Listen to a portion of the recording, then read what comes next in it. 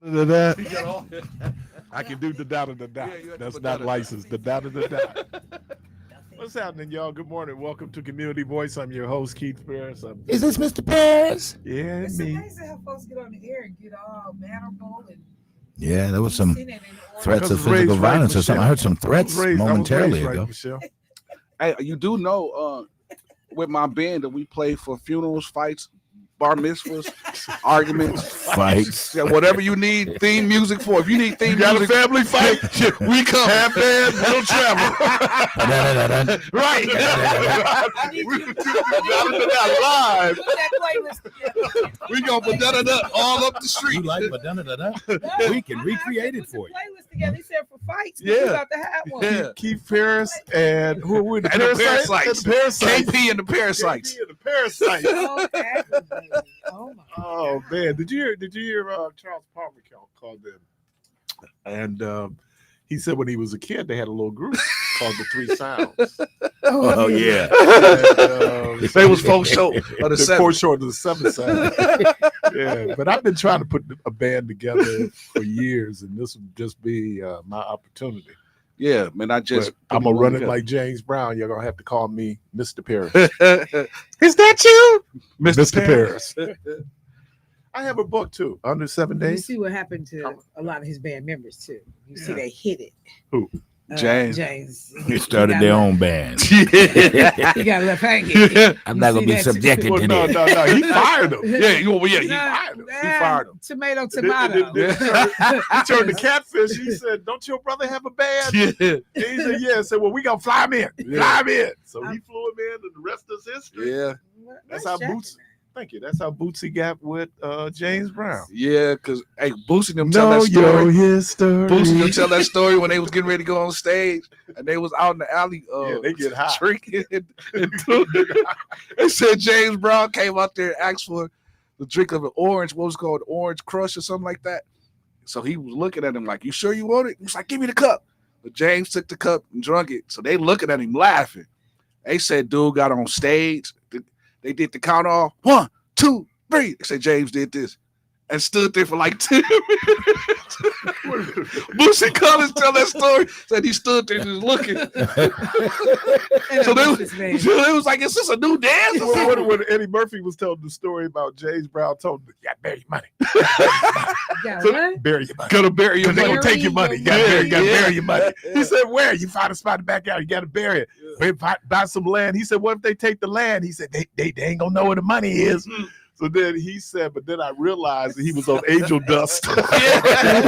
That's what it was. That's what the Orange Crush was. An angel does. Yeah. I mean, when you see the big rollers in his hair in the movie, and that's jogging suit, like he played. I mean, you know, He was Chadwick Boseman Yeah. played. The guy we was looking for yesterday in Vampire Brooklyn was Kadeem. Yeah, because Kadeem one Snoop Dogg. Kadeem Hardison. Yep, sure was. But one Snoop Dogg in Vampire in Brooklyn. No, He was Snoop in Dogg something. did the remake of No, JD's Revenge. No, but Pam Grier played his wife, his girl, And then who did you say Who would be you his share mama? your birthday with? Max Julian. Yeah. Goldie. Oh, Keith, did you ever go and see Sinners? no way. I saw it on HBO. Somebody, oh, yeah, because I just saw it last night Yeah, I for the saw it first on time. HBO, yeah. And I felt so small that I was afraid of it because it wasn't really, Oh, it wasn't all of that. that's what it was. A lot of meaning in it, though. You know, like. I guess. What was but the white reason? folks The were- only reason I brought it up was because at the end, they weren't invited in, or were they invited in? How did they come about coming in? Those white folks, Yeah, I mean when they came through like those big barn doors. they kind of forced their way in. But remember, they couldn't come in unless invited. Right, and I think because Michelle them did such a great job breaking down the themes of the movie, I think that was a symbol of appropriation. How white folks want to come in, and because they wanted to come in when they were playing the music, they wanted to play music with them, right? Right, and I think that was kind of like appropriation, and that was an interesting conversation we were having yesterday when our European brother called in and talked about his immersion into what we call Black culture. But yeah, I did. I got a chance to see it. Yeah, that just threw me off because I remember the Chinese looking lady. Mhm. She said, "Y'all come on in." Oh, she was Chinese. Okay, I wasn't certain. And what it was, and again, Michelle and Lakeisha talked about this. They were Chinese merchants who came in, and they actually would work in the Black community, right? And so that's how they had that relationship with them. They had gone back years. So was it because they weren't Hanks and they were vampires? Yeah, and then what does a vampire do? A vampire sucks your blood out, and so if the music is our blood, that's deep, Doc. help us. That's deep. That's a word right there, Jack. Help us. Help us. My buddy dropped a clever message, because that's in your doc club, you bounce ideas off each other, right? Right. And man, he had a clever one, and I said, help us. Help us. Oh my, help us. Let me do this because I know I'm get what you call it, so don't go anywhere. Sarah Jordan Powell made her transition. Now, anybody back in the day knew anything about gospel music, certainly for many, many years. She was a member of the Church of God in Christ. She was a lyric soprano. Oh my God. As a matter of fact, and let me phrase this correctly. A lot of people in Milwaukee compared Juanita O'Kelly. Oh yeah. Okay, I know to exactly. Sarah Jordan. Yeah, Powell. I know exactly what you're talking about now. So she's made her transition. Yeah. Wow, I didn't know. But beautiful soprano. Yeah, just incredible soprano. She did a lot in the culture. Yeah, and so she's made her transition. I was gonna do a cleanup. I'll wait till Friday. My people. Caller, welcome to the program. Good morning. Hey, good morning, Keith. How you gentlemen doing? All right, man. All right. For a black man living in America, I'm all right. Living in America. I'm a big vampire buff person, so I've seen pretty much every vampire movie ever made. I watched Sinners last night for like the third or the fourth time, and I'm with the person just speaking about the three things about vampires. They can't kill each other. Silver killed them, and they can't come in without being invited. I keep watching this movie to find out how they got in there because they were never invited. Yes, they were. And So if anybody they was gonna beat up the Asian lady. They was gonna beat up the Asian lady because she said something that was the equivalent of inviting them in because she was worried about them killing her daughters. Right. So no, the Asian they turn your radio down. Jesus. You look. Sound like he had to I'm in my car. I had to go from my car to my actual phone. Oh, okay. Yeah, but no, the Asian lady that was in it actually said something that was the equivalent of inviting the vampire in. So were the white? They was ready to whoop her after she did it. So were the white? That was the part where she grabbed the gun and went over to the counter. Right, but was the white folks symbolic vampires of them coming in sucking out our culture? Steal it from us? That's what that was. I'm asking. Well, I mean, I guess what they were trying to make the point about oppression of all races. I think I kind of caught that because they're talking about the treatment of the Irish from the way they first came over. So there was that connection. But yeah, I don't know if it was so much they were trying to suck and steal our culture or just. Yeah, because why would they want to play with us? Yeah, but because they really wanted to come in and play. They so wanted they could to steal play. our culture, right? Right. So they could steal our sounds. Yeah. Yeah. So I wasn't that deep in the movie, but Help us. But the Asian lady definitely was the reason why they was able to come in. Yeah. Oh, yeah. See. Okay, so now I got to go back and watch it again today to find that. Yeah. See, ain't there something after you watch? There you go again. Sound like you at the Grand Canyon. Ain't there something after when you watch things that you get a different revelation every time than when you watch? Oh man, and because I go in and being I love movies, so I go in and watch everything. Yeah. The cut, the editing, the whole piece. But yeah, it turned out. I thought it was thought provoking in terms of. The problem is I have to see these movies before Michelle does. Oh yeah, because she gonna tell you. Yeah, because she'll get in and then it's just like, damn, why you I don't tell the whole thing. No, about 97% of it. Delete 3% of your imagination. You can figure out what went on in the credits. I resent that. I do. I do. You figure that out like, oh, okay. And you know what? I took film classes. So what we were never allowed to do is get up and leave during the credits. Really? You had to sit through the credits because you had to know who did what. Oh yeah. You know, in terms of, I thought it was interesting. I know you haven't watched it, but in the Eddie Murphy doc, Ruth Carter, the costumer, Mm-hmm. she won an Academy Award for only black person. Right, wasn't it for Black Panther, right? Yes. Yeah. And how many movies she had did with Eddie Murphy, where she was, because she did Coming to America. Yeah. Yeah, I don't really mess with Eddie Murphy like that. So Doc B I don't. sent me a text message, Keith. Just said, "Good morning. You're right. Keith didn't really answer you, which is normal. But he says that I'm going to go back and check. But my guess is one of them on the inside was turning and invited them in." Grace, her name was Grace. Grace, and I went and pulled it up. Grace invited the vampires into the juke joint in Sinners in order to protect her daughter from them. The vampires had threatened her family, and by inviting them in, she was trying to save her daughter. Though this action Is that the Chinese lady? That's the Asian lady, yes. I did hear her say, you hear her say, as she's lighting, she's doing something. She's over there by the bar doing something, and she says, "Come on in," or something like that. She said. Yeah, there's a whole thing where the title was Grace wrong for inviting the vampires. Yeah, because we was hot in the theater.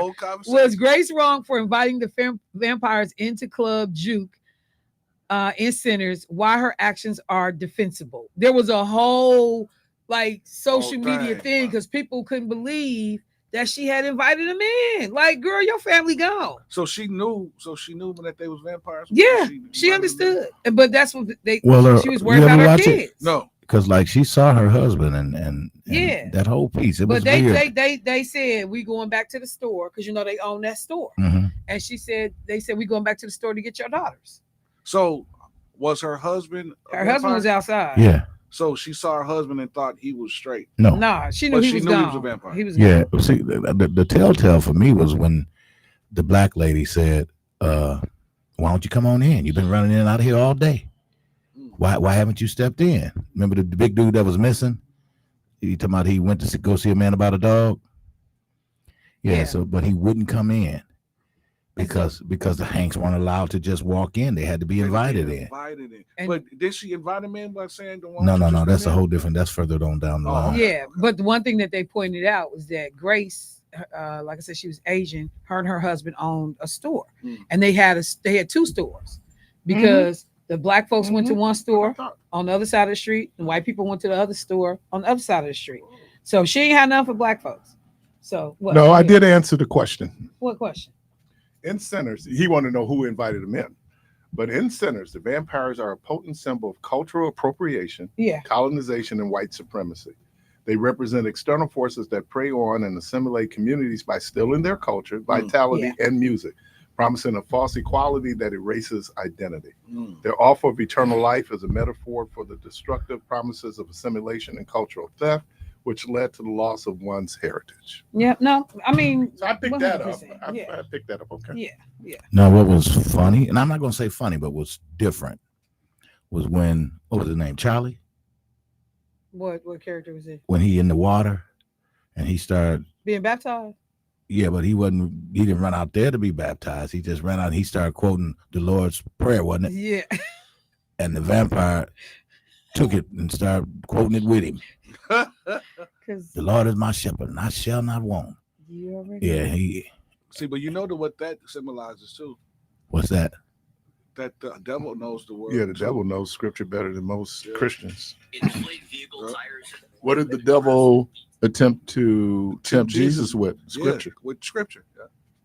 Yeah. And it's crazy but how it says a lot about us, and I try to push back on how white supremacy has permeated itself in Christianity and how that impacts on us. I guess that somewhat was a subliminal message, Keith, because I guess the ringleader, because once he got hit with the stake through the heart, the sun came out, and all of them started burning up. But he was white, wasn't he? Or was he English? Or what was his? Yeah. Irish. Yeah. So wait, so you said what now? You push back on what? I push back on the white supremacy in Christianity. What does that mean? Symbols, white Jesus. Things are Eurocentral. One of the things that in other cultures, things are more circular than linear. And when you look at the formation of what is the Catholic Church, you see a very linear structure where there's a hierarchy. Mm-hmm. In Africa, that wasn't. We were in a circle. Everybody was, because in the circle, there's no beginning, no end. We're all equal in a circle. When we're linear, we're not, right? You know, who's the closest to the front? Who's in front? Who's doing the talking? We're in the circle. That's something very different. And so I push back on that. And I also think that white folks in America has done a great job in diverting our attention from freedom and justice. And so then we focus on things like heaven. Okay, great. But we're still living in hell right now. Yeah. So what, Al talks about it all the time. what responsibility do we you have? got folks trained to wait till they get to heaven to because we were taught that. have a good life and, And a it happy was awful existence. theology. And I said if Michelle Bryant was living during that time, she would have probably asked that question, why do I have to wait and you don't? Well, you know, I believe in it. It's the Canton Spirituals that wrote a song and said, this is just a rehearsal. When we get to heaven, we gonna really sing. First of all, you say when. I think it's conditional if. Assuming. Especially with him. Damn sure if. Jumping the And, gun you know, on me. and one of the funny things is, y'all remember in church when we say when we all get to heaven, Yeah, we and gonna everybody sing the looking song. at each other like, you ain't going. You ain't You ain't going. I know going. Debo ain't going. I know he ain't going. When we all see Jesus. Now that part that we all gonna see him, but we don't will know if he sing gonna and stay. shout the victory. We gonna see white Jesus. no, white Jesus is That's what Jesus. the man gonna see. It's gonna be white Jesus. No, Doc, you gonna see. You know. so you gonna see. Hey, Pookie Debo, in that's there. how you gonna know he's in the wrong place. Wait a minute. This is This This is is not. This is not Joshua. Don't you do me like that, Ricky Bobby. And they say no, you in the wrong. No, if I say is Michelle here, and they say no, I'm like, thank you, Jesus.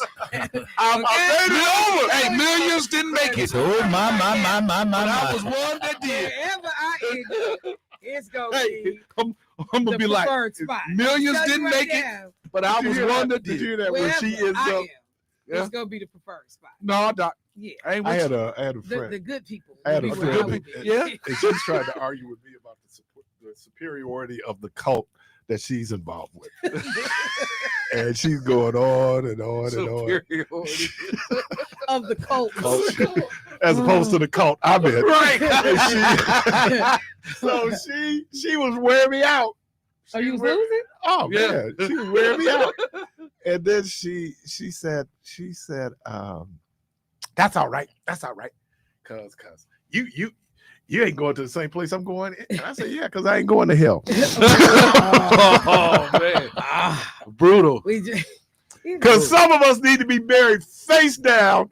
You know, when we come in the car, why you got him turned over so he can see So where you he's know going? what? Speaking of that, Keith, I got a question. Now you know how the scripture says. We gonna talk about funerals? No, I ain't gonna go down that hole. But you know how they say, well, was not dead. no, we ain't gonna go down that hole neither, because we went down that rabbit hole. anytime you say But- I got a question. No, I got a question. Yeah. I got a question for the preacher. It's concerned. Scripture says, Anytime. wait, scripture says, Don't There are days disrespect. I don't envy you. And Keith, from now on, when he say, I got a question, say, you listening to Community Voice? Gonna take a break. Right? That still ain't gonna take away from the question. That break came up quick. I'm still gonna have my question, but the scripture says that heaven and earth is gonna pass away, right? So is it that people are really going to heaven, or are they going to a new heaven? No, I think that person, and again, that was the frustration I was having, the conversation we were having yesterday. You have to take scripture in historical context. And what happens is we just take it and run literally with it. You know, because we have to account for things like science, right? And so, yeah, I think at some point existence is going to end. I don't think it's going to end as quickly as maybe we like to think it is, because how old is existence? It's Thousands over of years. no thousands, What, billions. Yeah. You know, so when we talk about that, but I think that part of what influenced our theology is the same thing that when Dante wrote the Inferno, it was during the Black Plague. People were dying. People were looking for what happens when I die, right? And so then he came in, but then it turned into everything else. The church, Catholic Church, picked up on it. And so now we have these levels, you know, where you have heaven, you have hell, and then in between you have, and then hell had what, 5, 6 different stages of hell. So you can be in deep, deep hell. So what is it called? I'm It's not called, looking at you. No, what is it called? We're insinuating anything. No. I'm It looking felt at like- Hades. It's what's called Hades. It felt like. Hades is the Greek word for death, nothing. So when people said, but it was translated, mistranslated, King James is awful when it comes to translations. So it was translated to mean hell. It wasn't. It meant nothing. It void, death, emptiness, Darkness, right? darkness. Okay. That's what Hades really represents. Hell as a concept didn't come along until Dante wrote the Inferno. They began to write in the Catholic Church. Prior to that, if you study Judaism, they tell you they don't believe in heaven and hell.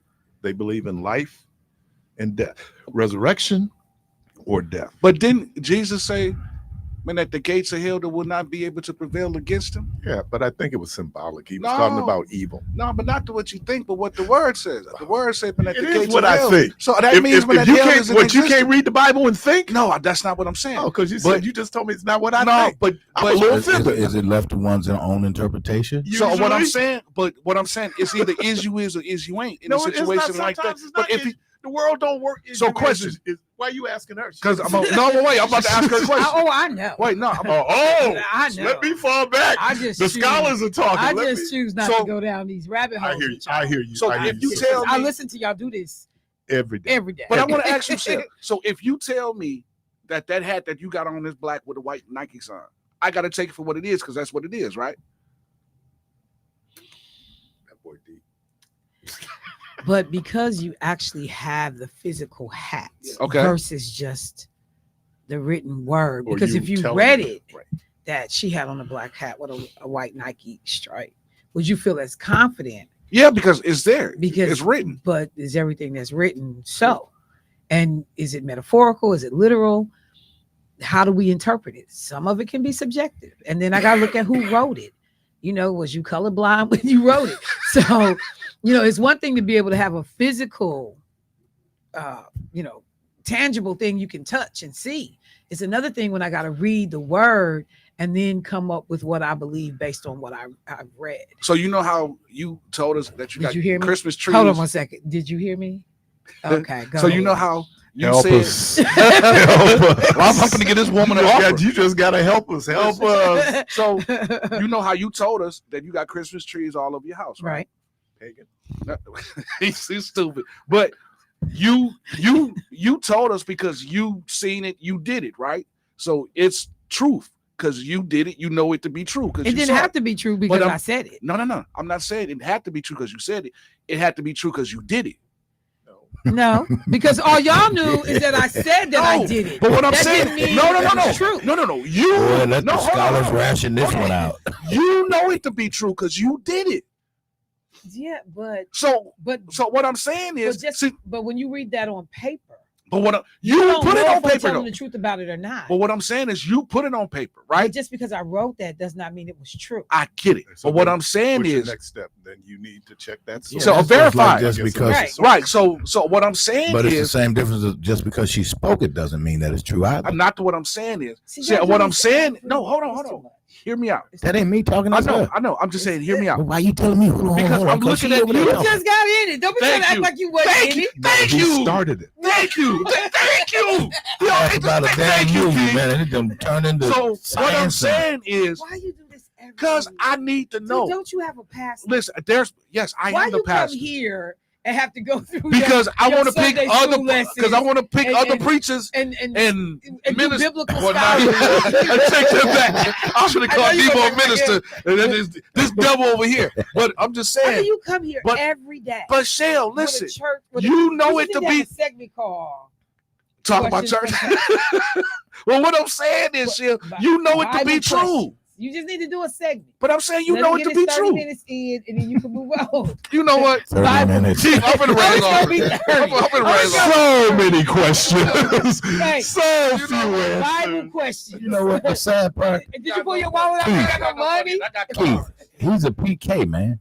So I want to pick other preachers' mind because I want to hear your interpretation of the scripture. But I know you didn't have these conversations with your dad. I did. So I got it from the Kojic. I want to get it from the people that ain't saved, like Keith. No, Oh, from the Baptist. from the only true believers, Yeah. the only ones who got it right. You know what? I'm leaning, Keith. I'm leaning. Keith, I'm leaning. You know you're in trouble though with Michelle is a biblical scholar. That's for sure. She ain't even licensed to preach. Oh boy, I thought she was about to leave. And she came on back. You knew, Let me be clear. and it was good. Yeah, it was Let me be clear, Negroes. Negroes. Negro. Negroes. Do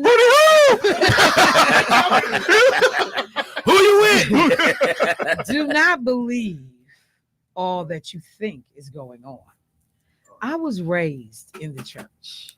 My mother was as holy as you could be. I know all the protocol. I know all the things. I just don't do it. So, and I act like I don't know, but I know. Yeah. Don't never confuse Right. my religious bona fides because I have them Your religious what? Big word. above your pay grade. Yeah. Religious, big word. Because I missed the other day when she dropped Vita on y'all. Yeah, I missed all of that. Yeah. That went all over my head. Vita, what do you tell? Yeah, she dropped Vita. I was going like, oh, not a resume, I want to be clear. a curriculum vitae. I want to be clear. I do know. Mm. I just act like You I just don't act know. like you don't know. Hey. All My right. mama used to say all the time, Get saved. you need to stop acting fool out in public like you don't know what's going on. Guys. Your mama say, get saved. Get saved. Find Jesus. As if Jesus was lost. Right. We was the one that was lost. I found the Lord. You said as Jesus was lost. I'm glad because we've been looking for found the him. Lord. I'm glad you found him. I found the Lord. I'm gonna People use say that. that, man. I'm gonna use that I one. found the Lord. As on if Sunday Jesus night. was lost. Was he lost? He was never lost. He was never lost. It was us that was lost. Yeah, it was us. All right, Doc, I like All that. right, callers, y'all be patient, man. I didn't want to go there, but I know I do Ed Day. But anyway, you listen to Community Voice. Phone lines are open. Actually, phone lines are full. Yeah. We're going to take a quick break. We'll be right back.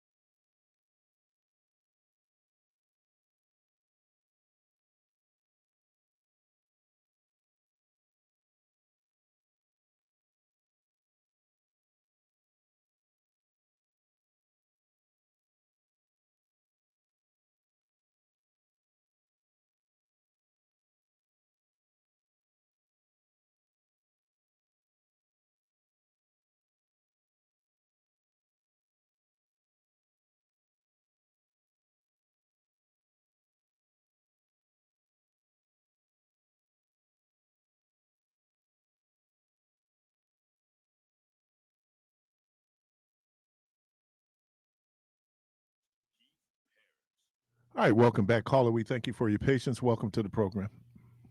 Good morning, y'all out there today talking about the church. Let me tell y'all something about the church.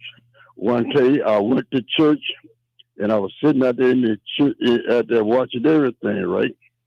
And it was a pretty lady in church. I'll say like your staff, that she said she pretty. And everybody wanted to kiss her. Everybody wanted to kiss her. And all the preacher wanted to kiss her. So what happened was she messed around there and passed away. And they got the chance to get up there and give her a kiss. So one old preacher walked up there and gave her a kiss. She said, I've been waiting on this kiss for years. Said, you've been so pretty, baby. Said, I just wanted to kiss you all the time. She said, why? She said, why you kissing me now? She said, because I'm dead.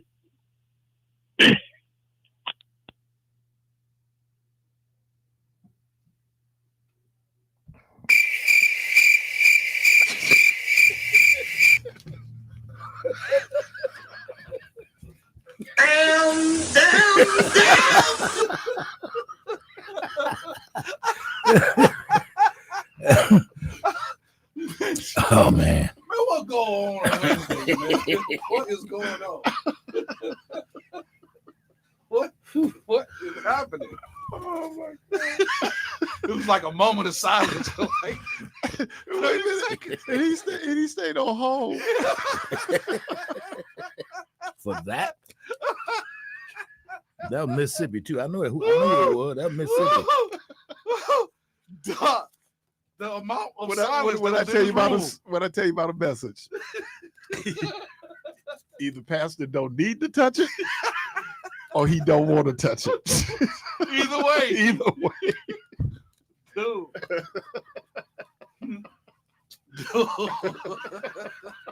You know what I found out, Keith? You know what I found out, Keith? Bro, Keith, What's that, man? a lie don't care who tell it. Yeah.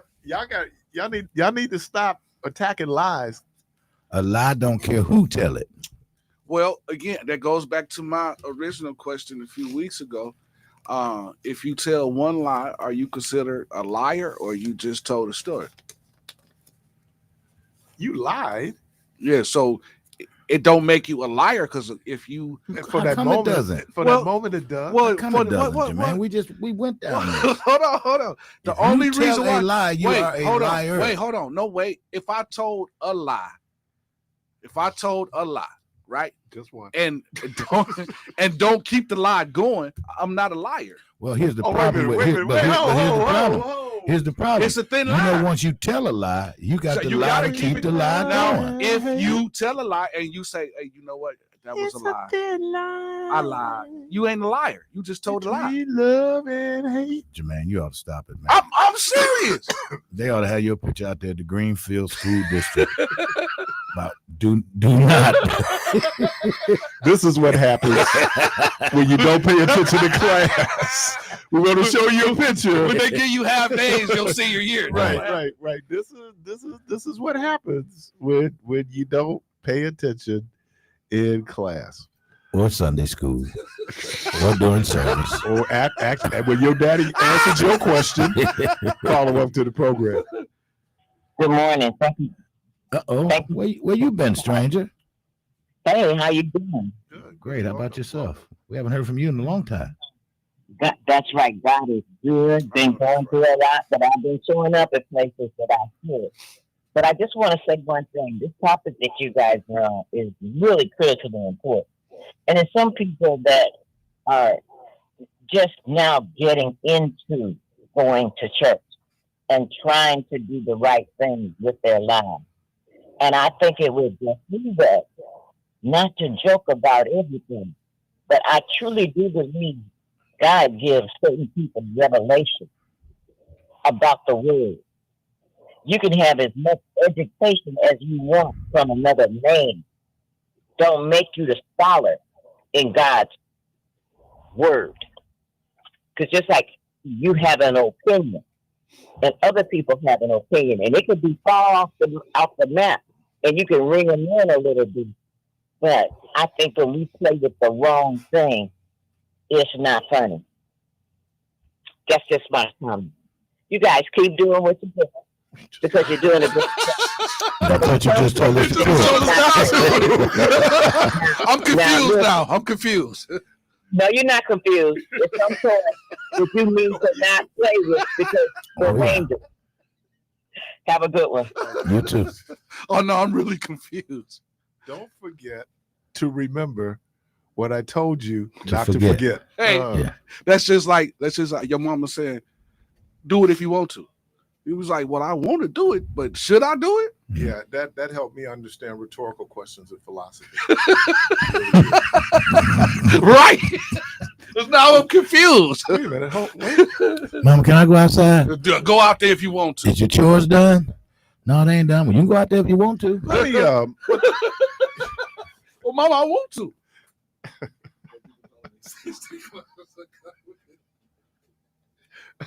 I was gonna do it when I come back. We're going out there then if you want to go out there. Oh yeah. I know what I done told you though, but you go ahead. Hey, wait a minute. Debo, say your final goodbyes to your friends. Because they ain't gonna see you anymore. Yeah. All right. So you go and let your friends know what's happening. Oh man, I won't be back here tomorrow. I won't be back no more. I won't be back. No I won't more. be No back. more. I won't be back. No more. Sweep it No through the more. city. See if you go sweep it through the city. Sweeping through the kitchen, the bathroom, Yeah, the living room. you going through the city. Didn't know we had that many rooms in the house. Yeah, man. Man, my mama would take all the dishes out. She take all the dishes out the cabinet and make you wash them all Now, again. You going to sweep it through the city. Colin, welcome to the program. Yeah, that was some mama talk. Y'all keep on. Should I keep on? Right, should I? Mama gonna come up there with that extension cord or that switch. Mm-hmm. And tighten everything up. I told you. And that's what Y'all I keep told you. on. I'm just sitting there waiting. I'm just sitting up here just eating all this up. I can't wait till tomorrow. Like they say, these Egyptians you see today, You won't see no you more. won't see no more. Y'all gonna be like, Hey, sniffing and carrying on. Sniffing and carrying on. But you know, the worst thing was like when you would say, your mama told you, don't do so and so and so. But Big Mama told me, what did I say? Yo, Now, yeah. who am I supposed to listen to? Mama, she Mama, birthed you. What about Big Mama? Hey, Big What Mama about birthed Mama. What Big Mama will whoop Mama. Well, she well, ain't. Big Mama gonna have to whoop Big Mama ain't been in shape to whoop Mama. I ain't worried about Big Mama. Yeah, I'm worried You about say Mama. in shape. She ain't in shape. Hey, look, and I don't know how old your mom was when she had you, Mm-hmm. but my mom had me when she was still really young. Mm-hmm. So that means she had the energy Yeah, to get with me. yeah, yeah. When you get older, Yeah, you don't ain't have got the same energy. energy level that you had when you was in your 20s going through life challenges, and you look like your daddy. Wait a minute, I don't know where that came from. He All right, go on, man. flashback. He had the He rehashed it. It's Wednesday. We can be on the couch. Recall Wednesday. I Recall can't Wednesday. stand your daddy. Wait a minute. Hold what? Oh my God, man. I feel bad for the kids that look just like their daddy that ain't there. Oh man. I feel your pain. You're not just ain't there, but left under some questionable circumstances. I don't know how he left. I know he wasn't there. You know, I ain't left. And I look like him. So No. in some ways he was still there. Truth be Yeah. told, if the real story came out, it was probably good that he left because ain't no telling if your My mom you know, said that though. I asked her that question. I said, hey, if you and my dad had stayed together, what do you think? She said you probably wouldn't have turned out to be the person that you were. Because, you know, a lot of times we really want to have intact families, but sometimes with those intact families, there's a lot of dysfunction going on. and then Mhm. you don't know neither. Like you don't know Because the they do say situation between they do mom say and that daddy. children are products of their environment. Yeah, of course, So You always talk about some those of the young folks. negative aspects of of course, yeah, being alleviated from your environment may Yeah. have been the blessing in disguise. exactly. And I, there you go. and I I think agree with all of y'all on that because I grew up with a mother with 5 boys, single mother. And we all were more ambitious than what I seen my father kids come up on. Wow. So I'm like, you know, even though at his wake, to find out a brother had like 20 days apart from me. Wow. yeah, we call those child My mother support said, twins. ain't nobody Child support They had their twins. own job. Yeah. Oh my God. bought her own cars, and she got, on her feet, new cars every 4 years, and bought her own house, then Wow. bought her new cars and stuff. My Sometimes, mama dude, I like, hate to put it this way because I am a proponent of the black family, but sometimes, man, it's some best. dudes are waiting. Yeah, I mean, you got another child. yeah. So, baby boy, we got to grow up, and part of that, and and when you talk about male emotional, what is that called? Emotional maturity, that males mature at a Slow. later Yeah. date Yeah, I think female. than females Yeah, do. that's So when you look at how we are, our whole emotional maturity, Yeah. it ain't even done in the 40s, and then sometimes even in the 40s, because Yeah. there's all these things. So thank God for the black woman. Yeah. For real. Or any woman, Yeah. because if you sit up and you think about those women who are out single trying to make it happen, she had 5 boys, right? So, and then even then, how do I raise my boys? Because we do have these standards of masculinity and what a male is, and maybe we should try to avoid that. Try to get us away from these stereotypes of what masculinity is. When I was listening to Michelle talk about Atlas, and I kind of felt a little bit, and I was fortunate when we moved on 5th Street, because on 5th Street, you didn't get beat up for having a book. Like a dude could have a book, because most of the dudes on that block was really, really smart dudes, right? So we didn't have problem. We go to the library like we play football. That was, but on other blocks, oh, you cancel Christmas, and that's where the bullying comes from sometimes, that these kids are looking that you might be in a better situation, you might be better situated. For real. Yeah, and then you hear people, oh, we soft. No, man, because bullying creates a whole lot of stuff. You just don't see it now. But those who are bullied can turn out to be bullies. That's true, I mean, man. there's a lot there. But yeah, I think in terms of the men in the home, what do we represent? Yeah. You're not perfect, so I'm not talking about perfection. But I tell the story when my goddaughter asked, "Does me and my wife fight?" I ain't gonna say all the time. We fight a lot. Yeah. We try not to fight around you, In front of you. Yeah. right? Yeah. Because then we're not necessarily resolving conflict in the way conflict should be resolved. Right. Exactly. You know what I'm saying? So, Exactly. and that's what people see. How do I Yeah. resolve conflict? Yeah. And then where we are in ourselves, that we feel so badly sometimes.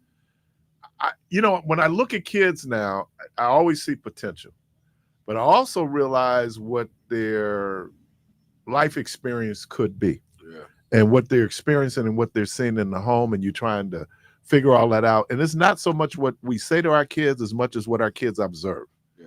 Right. If they see a dude getting up, going to work every day, chances are they're going to be more than likely to get up and go to work every day, because that's what they saw. Yeah. But if they see people never getting up, going to work, that's a foreign concept. Yeah.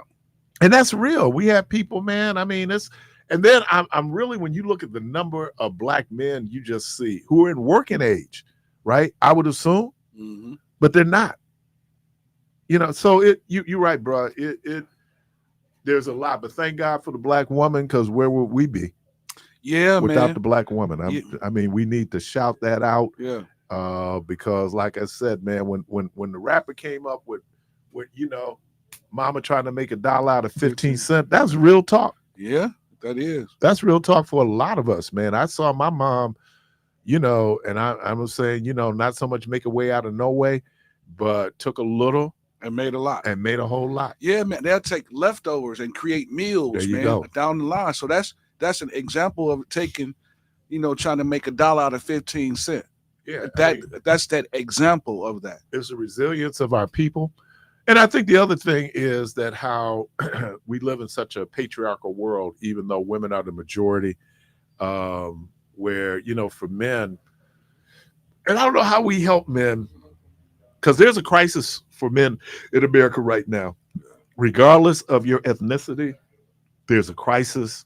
The economy, all these things, men are not feeling necessarily they're a real sense of worth. Yeah.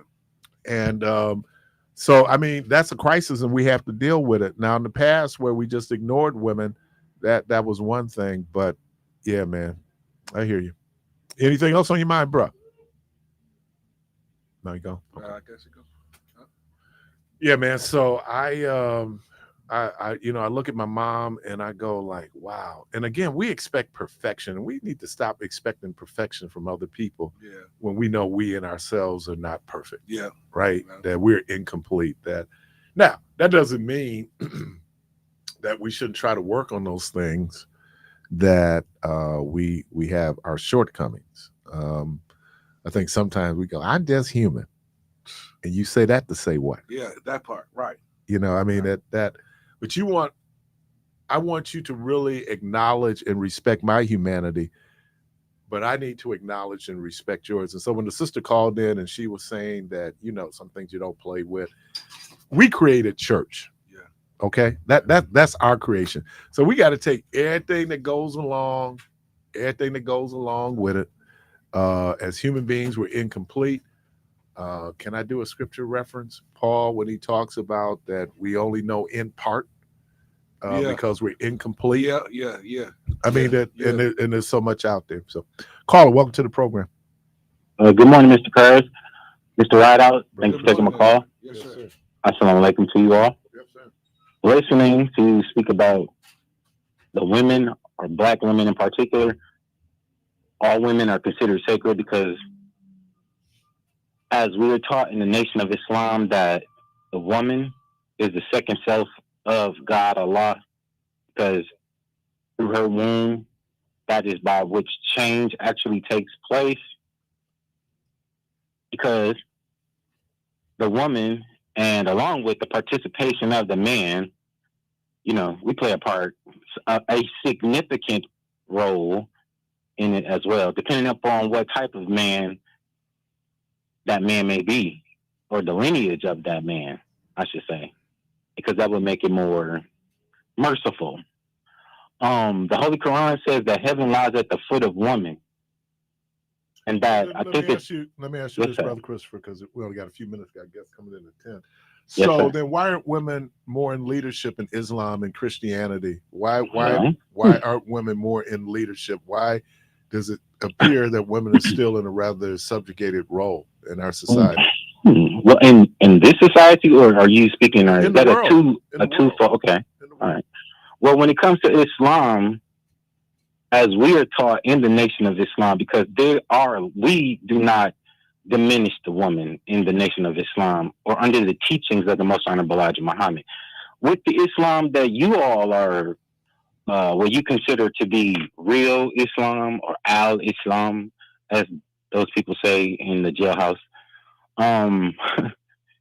the woman is subjugated to a lesser role because of the people who are at the forefront of this expression of Islam are Caucasoid, or they are from the lineage of the Caucasian, and they suffer from the mentality of white supremacy.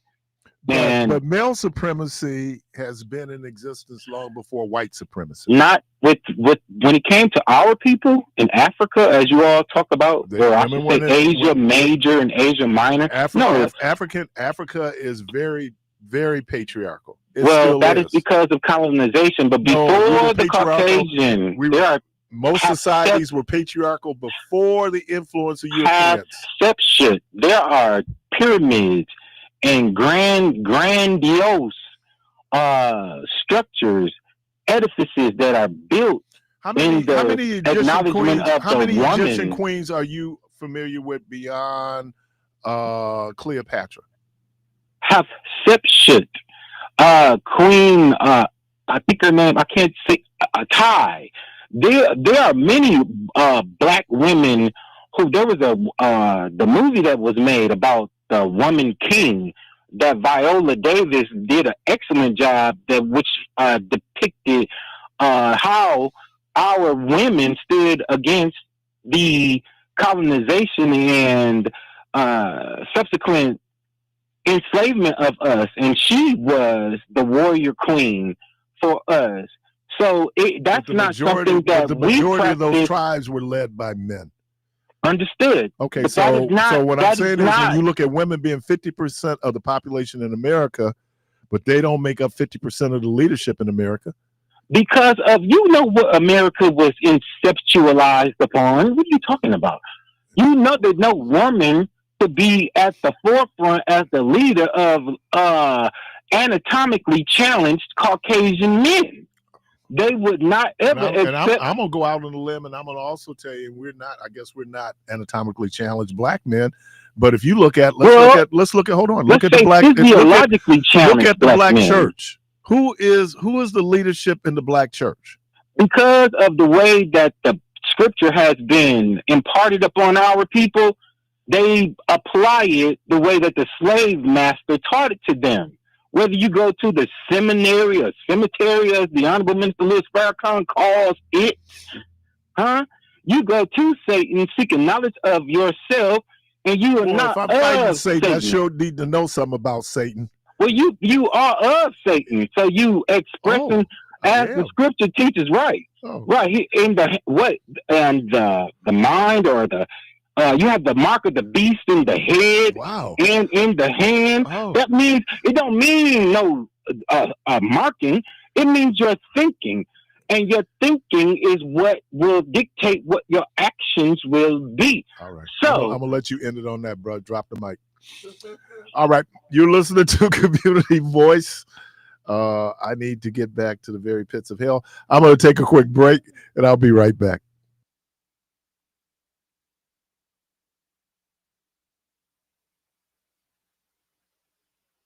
AURN News. A bipartisan effort in Congress is moving forward to crack down on illicit Chinese vapes entering the United States. Lawmakers from both parties say the products pose growing risks to young adults and even children. Texas Senator John Cornyn and Texas Representative Beth Van Doon are leading the charge with legislation that would give the Food and Drug Administration new authority. The measure would let the agency destroy imported vapes and tobacco products that arrive in the country illegally or without proper authorization. Supporters say the volume of counterfeit devices has surged, with many coming from China and reaching store shelves despite safety concerns.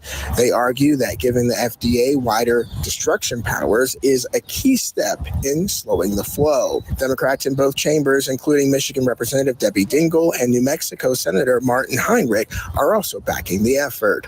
A rare view of bipartisanship in Washington. For URN News, I'm Jamie Jackson. Here's your updated forecast. We'll see mostly cloudy skies here for today with a high in the mid-40s, winds out of the east around 5 to 10 miles per hour. Then for tonight, mostly cloudy, a low around 39. By Thursday, cloudy skies, high 52 degrees. And Friday, mostly sunny, high around 49. Saturday, we'll see some sunshine, high 50 degrees. And Sunday, mostly sunny, high around 54. I'm meteorologist Jennifer Wojcicki on AM 860, The Voice. You make time for everyone else, family, work, and everything in between. Now it's time to take care of you. If you're between 45 and 64 and don't have insurance, or your plan doesn't cover screenings, you may qualify for free mammograms and Pap tests through the City of Milwaukee Health Department's Breast and Cervical Cancer Awareness Program. Call 414-286-2133 to find out.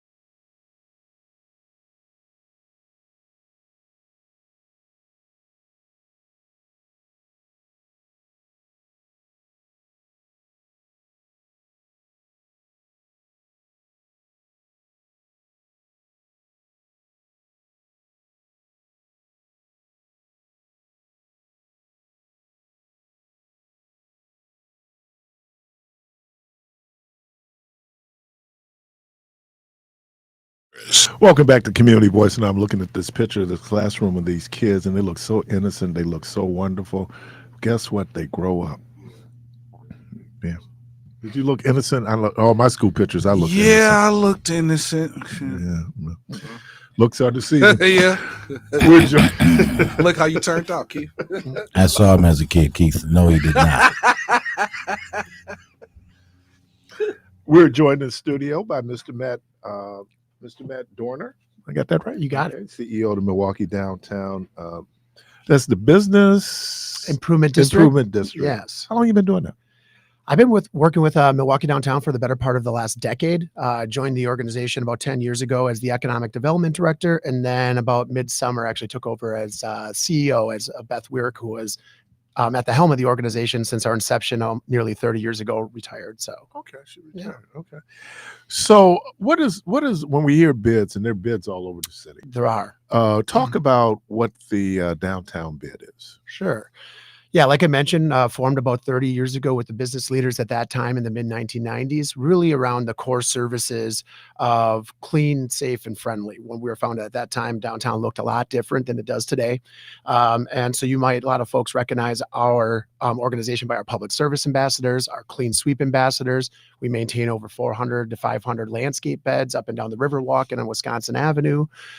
People also recognize us for our signature events. So if you come down and enjoy Downtown Dining Week, Employee Appreciation Week, Taste and Toast, and what we got coming up, the Milwaukee Holiday Lights Festival. You know, and when you were talking about probably certainly in the early 90s, downtowns all over the country were suffering because at that point, it seemed maybe that was the peak of malls. Exactly right. Suburban malls. Mhm. And so downtown really began to suffer. And so, you see where now, in many downtown areas throughout the country, you see where there's development, really imaginative things like you never thought about people living downtown, but now, we have mixed residents and retail, those kind of things. And then when I was talking to Beth, she pointed out this was a vision that started 30 plus years ago. We don't think about that, right? Yeah, absolutely. Cities are large living organisms. So, things sometimes like a ship, you got to start steering that direction early on, paint that vision for downtown. And yeah, Beth had been at the forefront of, really talking about a mixed use environment, an environment that was, meant for all. So not only you want folks working downtown, but you also want folks living downtown that are patronizing your businesses, your bars, your restaurants, your coffee shops, etc. And then we get hit with COVID, which meant that a lot of the people who were downtown are working from home. So we're slowly seeing that come back in terms of now they're requiring people to come back in the office. And so then that walking traffic, that's real important during the day, but then making it a destination point at night. That's exactly right. Yeah, we have a real strong nighttime economy. And I think that's, some of the stuff that the bid really does focus on. And how do you make downtown attractive to not only if you have work mandates to come downtown, but how do you make it a place that people want to be? So whether it's you're coming down for a Bucks game, an Admirals game, you're coming down for the Holiday Lights Festival over the course of the next 6 weeks, the different events and the signature events and the things that we do in the public spaces are all really molded to building a downtown that, that people want to be in. We talked about a lot of and think that the bid, does it cover Cathedral Square Park? It does. Okay. Yes, it does. A lot of activity in Cathedral Square. There is, absolutely. Right now, when you were talking about, the innocent children, just prior to the jumping in here, if you go down to Cathedral Square Park over the course of the last week and finishing up today, we've had over 100 schools across the metro area that have been decorating evergreen trees that have been dropped off for Community Spirit Park. Had over 2,000 school children come down to Cathedral Square Park. It really is one of our signature. We decorate 4 parks, but Cathedral Square being one of the signature parks during the Milwaukee Holiday Lights Festival. Now there are 4 parks downtown, right? Yeah, there's 4 signature parks that we activate. I mean, there's a variety of other public and private public spaces, but the ones that we primarily feature during the Milwaukee Holiday Lights Festival, Cathedral Square, as we mentioned, Pure Marquette Park, where tomorrow evening we're going to celebrate the kickoff of the Holiday Lights Festival, starting at 5:30 with the pre-show, going into the 6:30 live broadcast with WISN 12.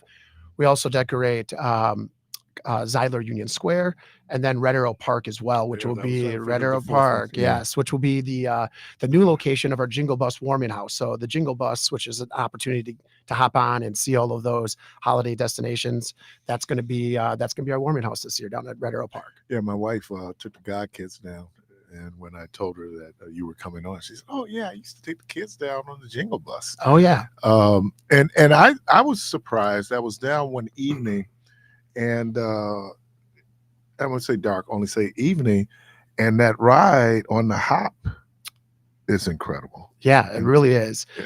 You know, you're covering a good swath of downtown, especially again the holiday lights. You know, starting tomorrow night, the chandeliers that go over Wisconsin Avenue will be lit up, so you get just great views. And yeah, using the hop to get around downtown alongside of all the other modes is just really a great way to get historic Third Ward through downtown to the Lower East Side. So how far? You're talking about the lights on Wisconsin Avenue.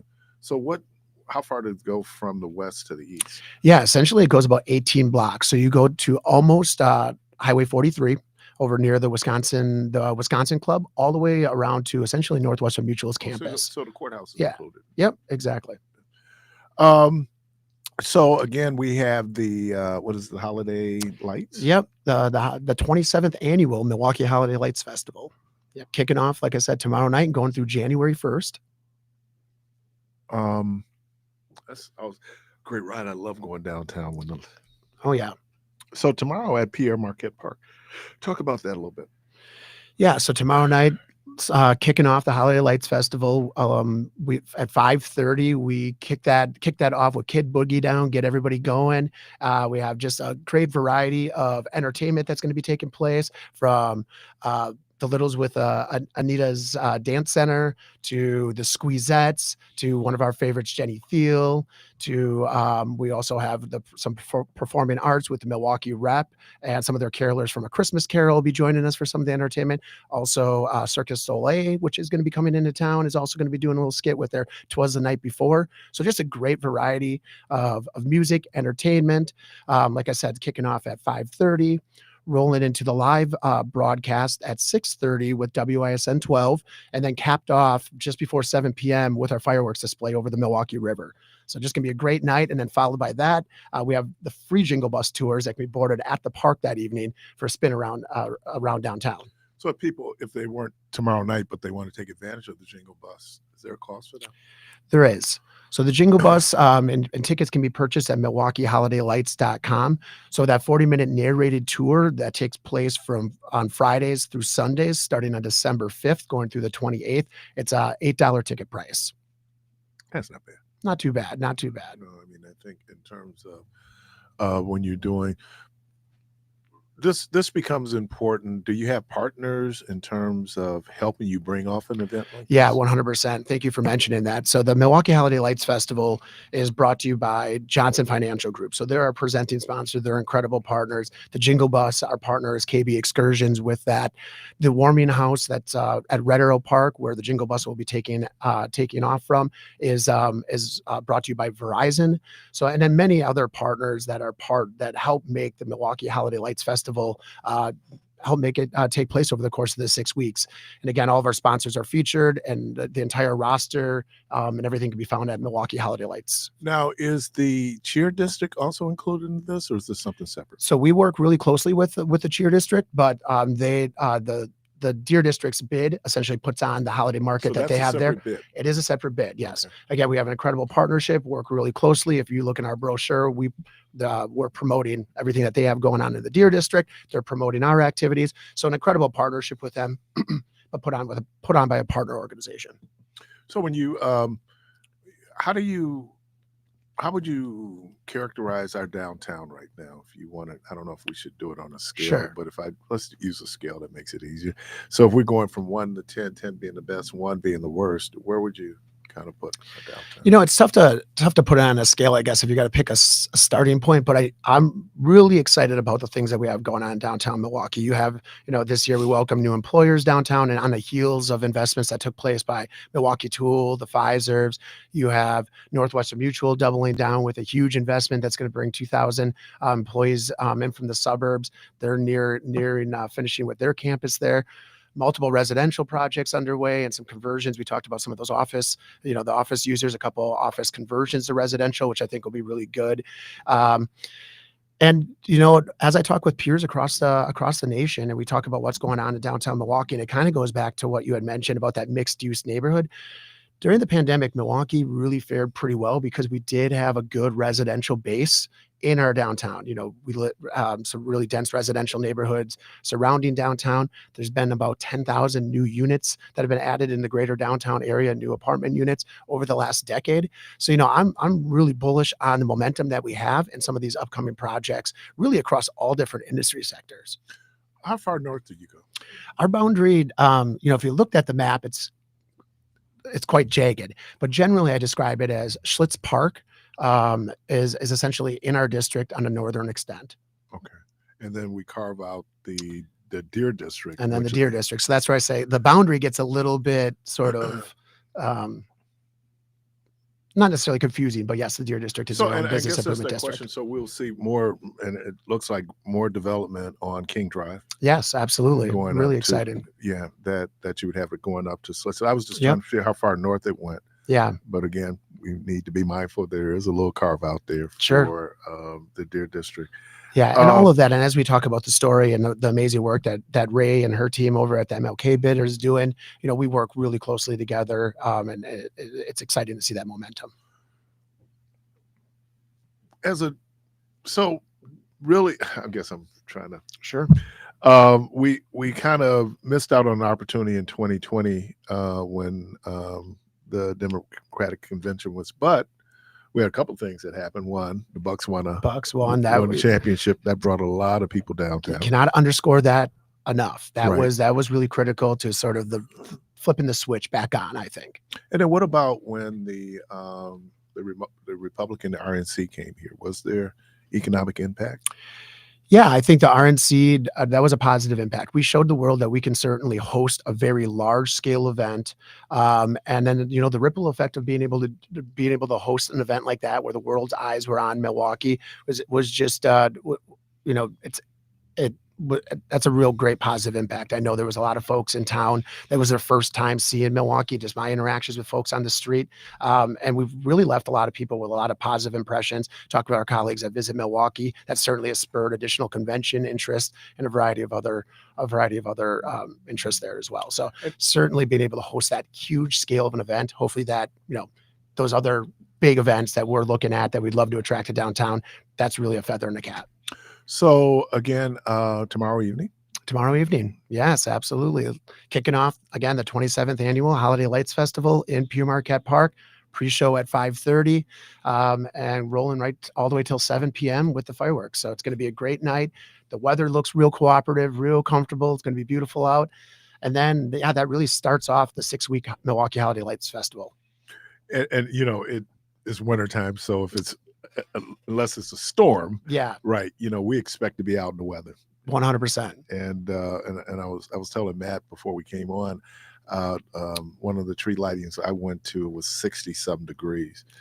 But tomorrow will be in 40s. Yeah, tomorrow will be in the 40s. I've been at the tree lightings when it's been 10 degrees, and I've been there when it's been exactly 60 degrees. So tomorrow's that perfect wheelhouse, real comfortable for everybody, and really kind of ease into that holiday season.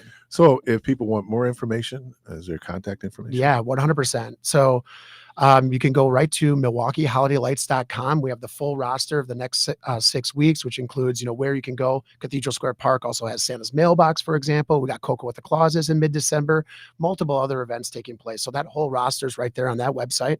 And that's where tickets for the Jingle Bus and the schedule for the Jingle Bus taking place as well. So that's really your best resource. Matt, it was nice meeting you. Appreciate it. Anything else you want to?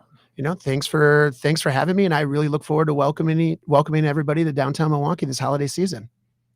And again, that'll be tomorrow evening at 5:30 down at Pierre Marquette Park, right there on King Drive and State. You got it. That's it. Yeah. My godson is a student at MATC, so he lives in the dorm. There we go. A short little walk over. Yeah. That's across the street. I can't get him to walk up to the mall. It's like, dude, it's 2 blocks, man. Boy, I tell you. It's a different world we live in. I mean, like 2 blocks. Come on. Man, nice meeting you. Nice to meet you as well. Thanks for having me. Congratulations. Welcome. Thank you. Appreciate that. Mr. Matt Dorner, he's the CEO of the Milwaukee Downtown Business Improvement District, the bid there, bid number 21. Got it. Man, appreciate it, man. Thank you.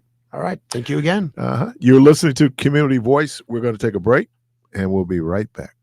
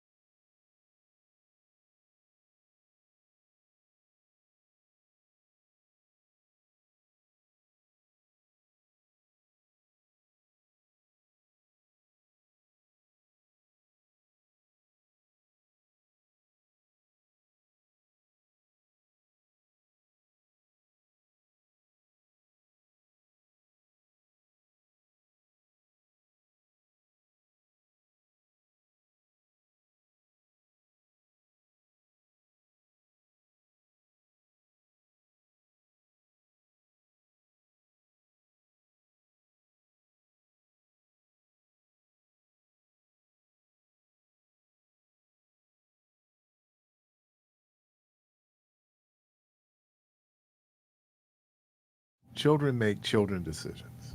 Yeah, that is true. And we're not talking teenagers now, right? We talking little kids. Yeah. And that's our responsibility. Yep. See, that's on us. Yep. When they're grown, it's on them, Yep. but it's really on us. And so, even I was listening, and I was, I'm always how we talk about it. So if you saw your child in that video, how would you have handled the kid? Oh, I'm gonna handle him. Oh, you better believe it. I'm gonna Every bit handle of him. You it. turning him over to the authorities, or you just gonna handle him? Oh, Well, if that's part of the consequence of his or her behavior, yeah. I mean, I need to be mindful that that's an 8 or 9-year-old making an 8 or 9-year-old decision. We look at it through the prism of being adults, and I'm going. Adults make the far worse decisions, and they grown and they know better. yeah, they know better. For a kid, they may or may not know better. We keep assuming that everybody was raised like we were raised, Right. and they weren't. And even when we were coming along, there was people weren't raised Right. like we were raised. So, and I think the other thing is with this with video, Yeah. and the fact that we can video, the benefit is at least we can see what happens, but then the detriment is we see what's happening And who's doing it? right. And so, but I think we need to be careful not to throw the baby out with the bathwater, no pun intended. Kids were doing what they thought was okay to do. The responsibility now is for the adults to say, here's why this is inappropriate. And then maybe even as an adult, I might need to check what I'm doing In front of them. right, because that child is just a reflection of the home, good Yeah. or bad, Yeah. that they come out of. So it's a teaching moment. Yeah. And thank God it wasn't worse physically Yeah. than it could have been. Yeah. But kids make those decisions, man, and that's why I don't believe in trying children as adults. Yeah. You trying to make it sound like this kid is still learning. That brain is still forming. Now, in a situation like that, like I was saying, I think since you can't hold the kids accountable, you got to hold the parents accountable for this, because But there's still a certain level of accountability within the child. But to me. but listen to this though. How many times as a 7, 8, 9-year-old you've made mistakes and your parents or your loved ones or your guardians have came in and corrected you over and over again off of that same mistake? But they must didn't correct you right. Wait, hold on. But you gon' make those mistakes until you realize, No, I'm hey, not. No, I'm not. Well, if I'm corrected right Wait. in the first place and given that direction, trust me, get I don't it. want to make that mistake again. I get it. And you just said the key word though. If you are corrected right. Well, you asked me about my upbringing. Well, I'm just saying overall, if the correction is not there. But I don't even know. Clark said, I don't even know if a whooping is appropriate. No. And the reason why I'm saying that a whooping, I know. I'm not telling you I got whooped for everything, but what I am telling you is, kill that little Keith, I brought you in the world. I'm not telling you I got whooped for everything, but I'm telling you that there were times when my mother would say, "Well, you just going on in your room. You got to eat. But I spent a lot of quiet time with me, time to think and reflect. And you go in there and you think about what you did. That's hell within itself. So how old was you? That started at 9, 10, 11. I spent a lot of time with me. So where Debo? He in the home. Yeah, he in the home. yeah. The rest of the family at the table. Where Debo? Right. He in the home. You come out here and eat, sit down and eat. You couldn't watch no TV, no telephone. I had my run-ins, yeah. Okay, so that's what I'm saying. But so I guess the question is, but it wasn't the same infraction. Is it punishment, or should the punishment be part of trying to correct the behavior? Yes, because if you don't learn from your mistakes, you are bound to repeat it. So if I punish you, I mean that's just like, okay, if I go out and rob a bank, you gonna lock me up. That's a form of punishment. But you're locking me up because you're an adult. But it don't matter. It's still a form of punishment. You're locking me up because of what I did. Right. But what I think the child needs to learn that there are consequences for what they do. Behavior. But there's also beyond the consequences is how do I change this negative behavior. That's a teaching moment. I don't know. But that comes through you feeling it was pain. It was a violent act, and you're using violence to deal with a violent act. It seems contradictory. Plus, the other thing is, did you hear me say it wasn't always about a whooping? No. Sometimes it was that punishment. Yeah. Just knowing that the rest of the kids is going to so and so, and I you can't ain't go. going. Yeah. And you can't go. So that's that You whole know, teaching moment. They're going to do this, that, and the other. They're going to the mall. They're going to the movies. You can't go because you don't know how to act. Hey, Debo, they're going to beat somebody else. You can't go. I don't want to go. No, but I don't look. I turned out to be the person I am, and not because of the whoopings I got. I've been able to go back and look and say it wasn't the whooping. Man, I beg to differ. You know what? And I'm just saying me. I'm not speaking for you. No, I'm just saying for me that in terms of there were other things that my mom did. Now, could my mom, like a lot of mothers and fathers back in the day, to sit down and talk to the child, and then because there are a couple of things that was going on in this dynamic.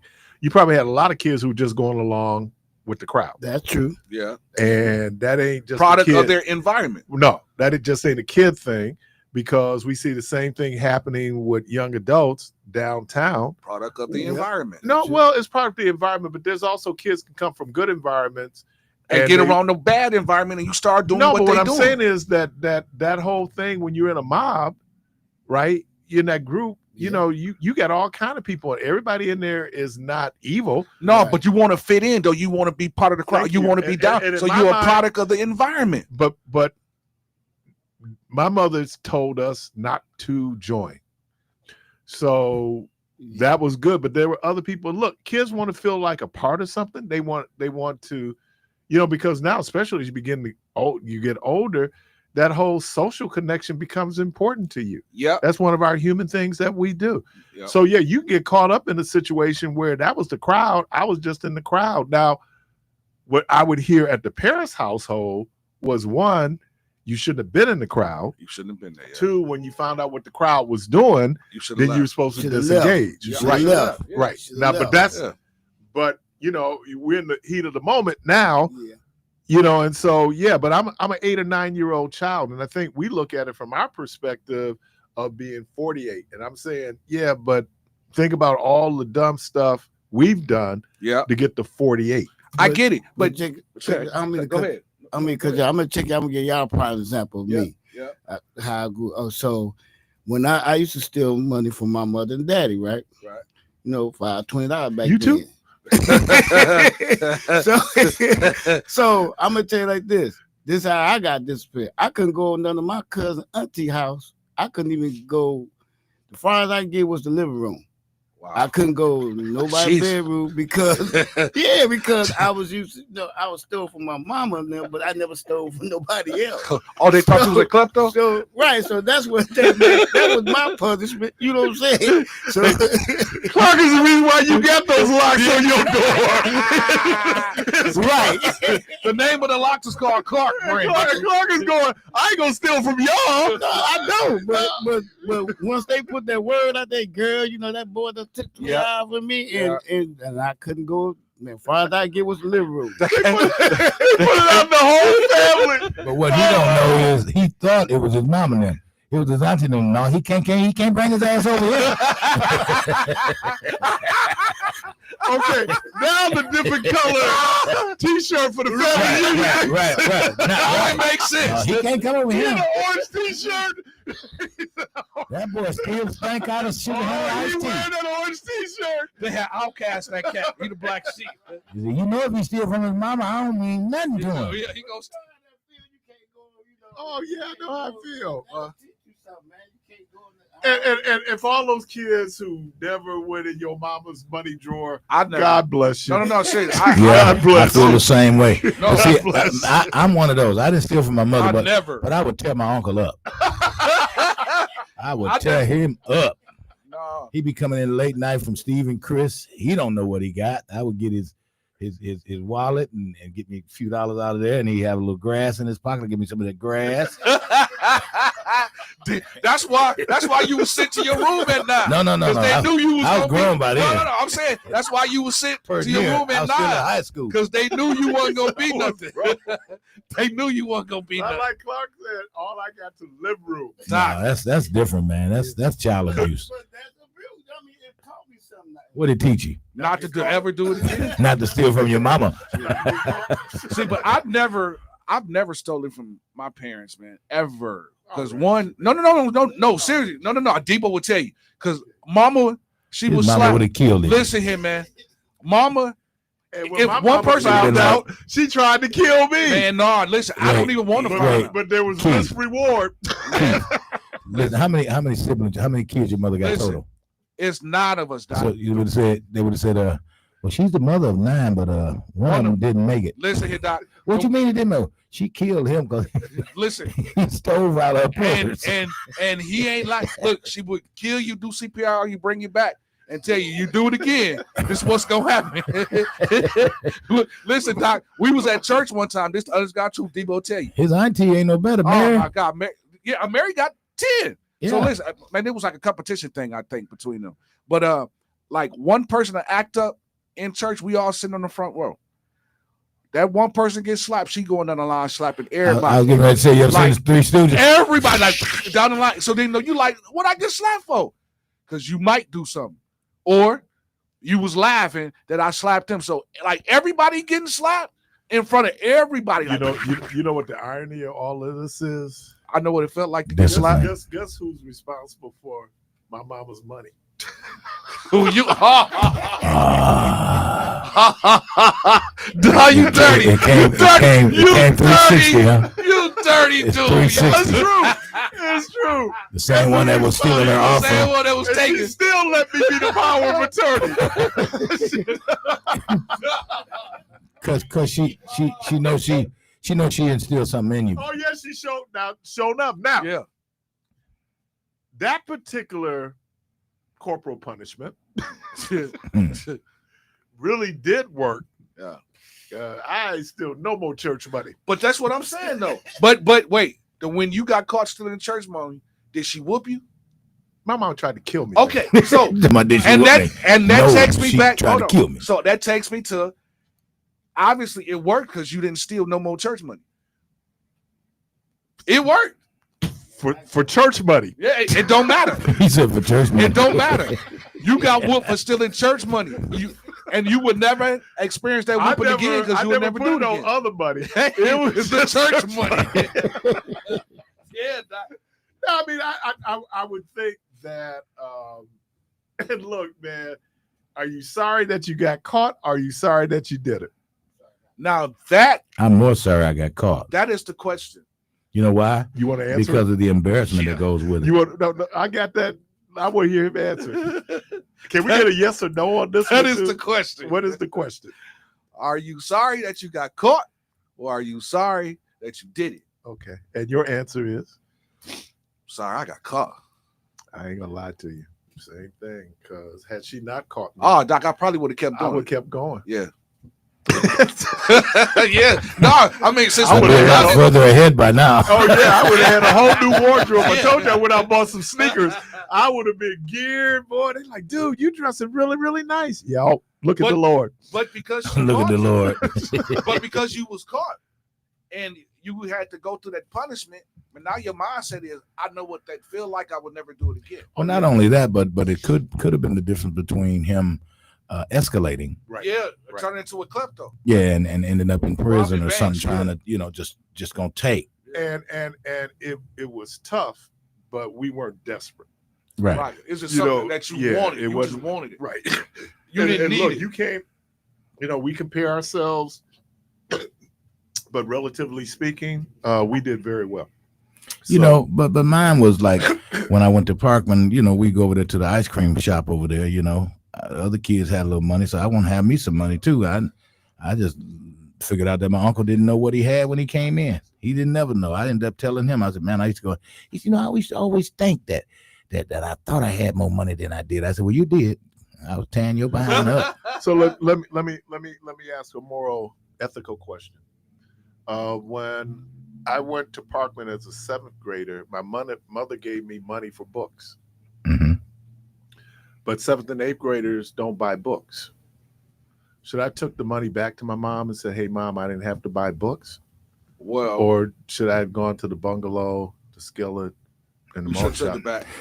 Okay. Well, that's his answer. Yeah. You should have took it back. But my answer is it technically stealing? No, Yeah. no. It is stealing. No. It's stealing. No. Because you didn't use the money for the purpose that it was slated for. That's fine. That's However, it was already allotted for. It was already budgeted for. So that money was, it was out of the budgeted for budget. the books. It was budgeted The money for was the out books. of the budget already. Not for eating though, bro. You understand what I'm saying, Keith? Nah. Debo, I wish I could have put it that way. That you right on point. Yeah, it was already allotted for, man. That was budgeted. Didn't lose nothing. Yeah, it ain't like we put the house in jeopardy because she already had taken that out of the budget. But you probably would have had more on the other end. No, I had what the house could afford. So wait a minute. Yes, sir. Beelzebub. This dude ain't never did nothing. Let him tell. Bro, don't get ready to say Beelzebub. So your honest ass is gonna take the money back to Mom and say I didn't have to buy books? Because eventually she's gonna find out. Is that what you gonna do? No, seriously, I'm gonna do that. Call her, welcome she to the gonna program. find out. She didn't find out. No, and when she find out, Every she day gonna tear me off. Every day I think there's hope for you, man. No, it ain't no hope. Ain't no hope. No, this would have been the one opportunity. No, sir, no To hope. save face, huh? It's all call her, welcome to the program.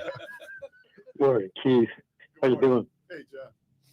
Remember the other day when you guys were talking about Beaver, and they gave him some money, they went out and screwed up. Yeah. I remember that episode. Yeah. What's with them? No. I mean, I think his mom gave him some money or something for something. He was supposed to buy something. Yeah, he was supposed to buy something. Yeah. Hey, so John, let me ask the ethical question here. So you're in the 7th grade. Your mom thinks that you have to buy your school books. She gives you money to buy school books. You discover that I don't have to buy school books. Would you take the money back to your mom? Oh boy, that's good one. I never was in a position. Well, we know the answer to that one. Okay. I would try. I think I would try, but I don't want to lie. I mean, that's really a good question. I want to think I would. I had to wait a minute, Clark. I had to walk a mile from Parkman home. I had a whole lot of time to think about that. Yeah. Wow.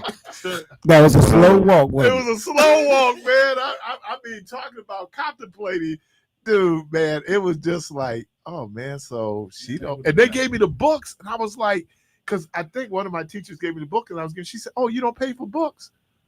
Oh snap! So she found out. No. Oh, she did. Okay. Oh yeah, that would be scary because what if your teacher talked to your mom? Ooh. And you at parents teachers conference, and she mentioned the. Oh, God. Yeah, then you'd be in trouble. Okay. Then you're really in trouble. Well, that didn't happen. If it woulda, coulda, shoulda. You said, well, that didn't happen. And years later, I'm $30 richer. One of the many times God has shown favor over my life. I'm not superstitious, but what's on your mind, John? Well, I was going to think of the emissary, the anointed emissary talking to you. I don't know if he meant you or if he meant the whole black community was infected by Caucasian. I don't know. But, that you had the mark on the Caucasian to the whole black community or anybody that doesn't agree with him. I saw it came across my mind. So, do you think I'm right? No, or do you think it was personal? No, man, because come on, man. You don't define me. That's the one thing I have learned in life is don't let others define you. Yeah. Control your narrative, control your story, and be clear on who you are. And once you clear on who you are, then a lot of stuff is just like Jay-Z. There you go. Water off the skin. Yeah, I just can't believe that Jermaine would take the money back. Yeah, Doc, I'm not getting tore off for nothing. I'm taking it back. So you took it back. Yeah, man, I'm taking it back. I think I would. Okay. I think Well, I definitely wouldn't hang out with y'all. Shit. And wait a minute. When we over You're at the Wally. bungalow, No, don't you're- ask me for you're- nothing to eat. you're Eddie Can I say Haskell. use your book, buddy? Use your You're book Eddie buddy. Haskell or Whitey. Yeah, he's Eddie. You got book, buddy? Oh no, you don't, because you took it home. Okay. I'm gonna let Yep. her see another day. Yeah. Right. Oh, you'll live after that. Come on, man. Oh man. I didn't mean to bring you down, but I you know how I was defend Africa. Well, there has been a few things where they were behind, like when they had the Ebola. There were some horrible young hillbillies coming out there out of the bush, and it was just horrible because they started rubbing those blankets around themselves, and they said, "Hey, the white man infected us. It's fake." And so, oh no, no, no. So then hundreds of people started doing that, and then the infection spread. So I was thinking, oh man, I usually And the people who were preparing the bodies for death, they also then have the proper way of clothing, and so then they get affected, right? Because that's how Ebola it was spreads passed, so fast. right? Yeah, it And spreads then so we were fast. prepared for full blown Ebola, and we only have one case in America. We only have one. Yeah, case. we didn't have that bad. Yeah. Well, and it says something about the World Health Organization that Trump has pulled us out of, right? That it's important that these health organizations talk to each other, because what we discovered with COVID is that we're interconnected more now than we probably ever been in the history of humankind. So yeah, you can go. I'm watching Ken Burns's The American Revolution. Are you watching that? Oh, The movie guy. right. And Yeah, what the you movie found guy. out during the Revolutionary War was maybe a quarter or more of the people who died, soldiers died from disease, not from Infection. injuries from smallpox. Right.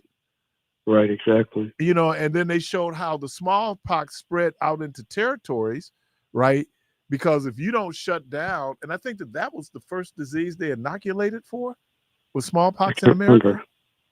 So I think it was right up there. it when you or in the Civil War, the number of people who died not directly from their wounds but from infections because of their wounds, right? Or sickness. You know, so you didn't have fresh water, no clean water. They were just learning about a lot of stuff. Yep. So a whole lot of that. That fascinated me in terms of when you, not to mention then the poor decisions that the military leadership would make to really put their soldiers in harm's way. Yeah. Hey, I got one more story for you. Yes, sir.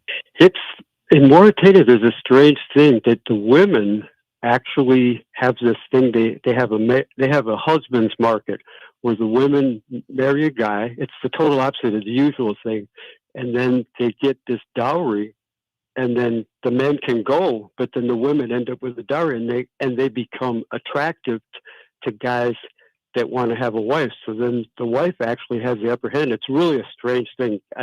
I'm bad at explaining it, but the women actually have more marketing power for some strange. I think it's a Berber thing. I'm not sure. Well, they've always said that when it came to people hooking up, women make the call. Yeah, and there's a lot of factors that go into it, but it's usually driven by the female. Again, a great book if you guys want to just really kind of look at the development of human sexuality. The Dawn of Sex. It's a great book. It opened my eyes to a whole lot in terms of just, how basic and biological this is. What's it called? The Dawn of Sex. Oh, okay. You just reminded me the other day when you guys were talking, I found this page where it said there's like a half a dozen genders in Judaism from way back in the Talmud. I was trying to read it. I was thinking, how would they even included artificial? I'm thinking, how would you do artificial back then? Right, but I'm saying in terms of people understanding that this was that's Judaism. That's Orthodox. That's way back in Talmud time. I mean, right, how would they even do that? Because people then, what we're looking at They knew. now, it was then. I mean, that's They the knew. thing about creation. For every general rule, there can be an exception, right? Yes. And there you can be be born. deviations of that. And I think that we get so locked in. I was listening to a guy, and he was preaching about the family, but then he got into God only created two sexes. Right. And we go, well, no, science says that, you might have two very general sexes, but then you have spectrums right? And where people are in terms of their sexual orientation, their sexual development. It is science, it's biology. We look at it from a moral lens, which then will discount any kind of science to help us. And the science helps us understand. If you have because a lot of our reaction is just ignorance. And then my frustration becomes, then we ain't gonna even bother to do any research on it. We just gonna run with it. It's how I feel, it's how I believe. But the damage that can be done when you have a child who might not be part of what we call the normal hetero spectrum, right? And it just happens, man. And because we moralize sex, and I understand the practical reason for why we moralize sex. The reason why we moralize sex is because of reproduction, right? That if we don't put structures in place, i.e. the family, then we have children. Who raises these children? How are these children raised? So that's what it comes down to, where a lot of societies didn't want to have sex outside of marriage because you create a child. Here's the other thing. The fear of homosexuality was that if men could choose to be gay, then they're not going to procreate. Well, now we understand that it's not that simple, right? And then what we discovered is there are a lot of gay men who have children. There are gay women who have children. So it hasn't stopped people from procreating. So I think, you know, do you think it should be do you think the kids should be underage and go through all that chemical stuff, or do you think they should wait till they're of age? You know, that's a tough call in terms of that. And I think what John is referring to is that, you know, if you're doing a transition from female to male, or if you're doing male to female, they do what hormone blockers. They start with that, and then they work their way back. But I think because it is one of those things in terms of how we're wired mentally, where we are, that, you know, some people can't understand that I can feel like a woman in a man's body, because that's not most of our experience, right? So it is more complicated. The question becomes, does the parent, because the parent has to sign off on any of that, you know, and they're doing things. I find it amazing that you tell a parent that you can't do this, and maybe in the best interest of your child, but at the same time, you will allow parents to opt out of certain things that they don't think their kids should learn. And one of those issues is around sexuality. Hey, John, I really got to go, man. I got out early. I got an appointment I got to get to, man. Always good hearing. Okay. All right. You too. Have fun. Bye-bye. All right. Let me thank Mr. Matt Durner. Let me thank Debo. Let me thank Clark. Jermaine, what up, Byron? Hey, man, let me shout out to everybody. Hey, y'all, the good Lord willing, creek don't rise. Hope to talk to everybody tomorrow. And as always, go from this place in peace.